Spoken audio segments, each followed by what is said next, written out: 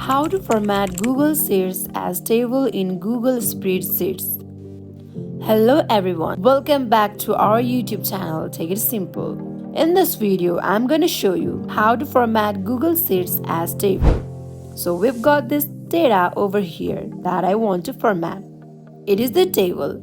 Then what you can do, before that you need to select the range. Now go to the format and here select alternating colors. Here you can select different combinations whichever you like and choose it. It looks like table, or you can also give it a border. Select entire range and then here border section you gotta give it a border like that one. That is how you can format data as table in Google Sheet. That's wrap for today. I hope you understand. If you guys did it, then hit the subscribe button to our YouTube channel. I'll be seeing you guys on next video. Until then, bye bye.